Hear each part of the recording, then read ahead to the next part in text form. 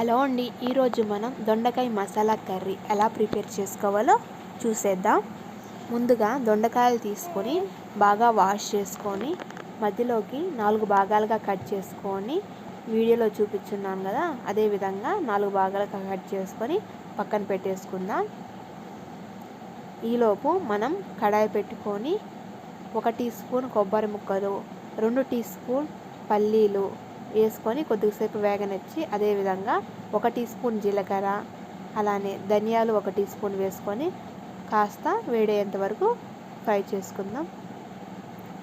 Fry అయిన తర్వాత 2 ఇలాచీల్ని, 2 లవంగాల్ని, 1 చిన్న సైజు చెక్క ముక్కను వేసుకొని వేడయ్యేంత వరకు కలుపుకుందాం. ఇలానే వేడైన తర్వాత చల్లారనిచ్చి ఇలా మిక్సీలో పేస్ట్ అయితే రెడీ చేసి పక్కన పెట్టుకుందాం.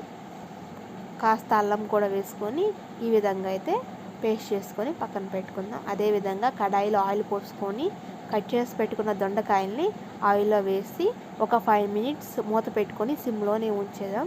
అప్పుడే లోపల ఉండే వాటర్ మొత్తం లోపల వినిక్కి పైన పడకుండా మనకి త్వరగా మగ్గుతుంది. ఈ విధంగా బాగా గోల్డెన్ కలర్ వచ్చేంత వరకు ఫ్రై చేసి పక్కన పెట్టుకుందాం. అదే ఆయిల్ మనకి ఎక్కువ అనిపిస్తే తీసుకొనేసి 1 చిన్న సైజ్ ఆనియన్ని కట్ చేసుకొని ఆయిల్లో బాగా గోల్డెన్ కలర్ వచ్చేంత వరకు ఫ్రై చేసుకుందాం. ఆనియన్ ఫ్రై అయిన తర్వాత కట్ చేసి పెట్టుకున్న టమాటా ముక్కలను అయితే వేసుకుందాం.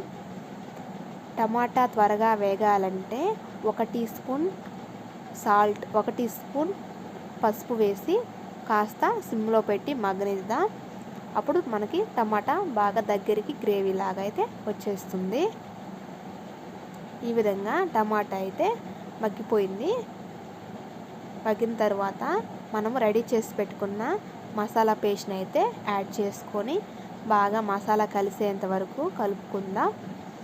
సిమ్లోనే పెట్టేసి మసాలా పచ్చివాసన పోయేంత వరకు ఫ్రై చేసుకుందాం.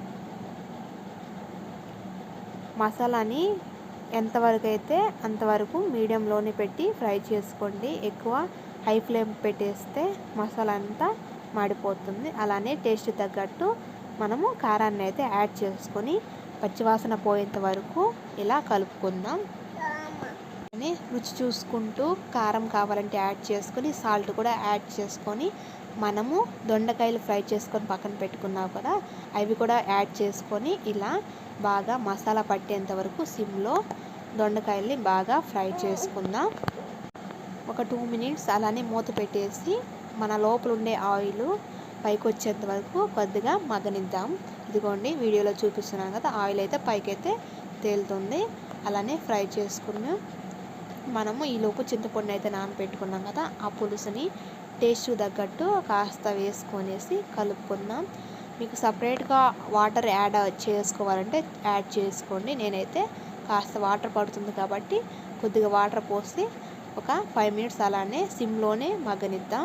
అప్పుడే దొండకాయ టోటల్గా మనకి మగ్గిపోతుంది, లేకపోతే వాటర్ ఇనిగిపోతుంది కానీ దొండకాయ అయితే మగ్గదు. సిమ్లోనే పెట్టుకొని కాస్తగా కలుపుకుందాం, లేకపోతే అలానే వదిలేస్తే అడుగంటేస్తుంది. అదిగోండి ఇంతే అండి, దొండకాయ మసాలా కర్రీ అయితే రెడీ అయిపోయింది.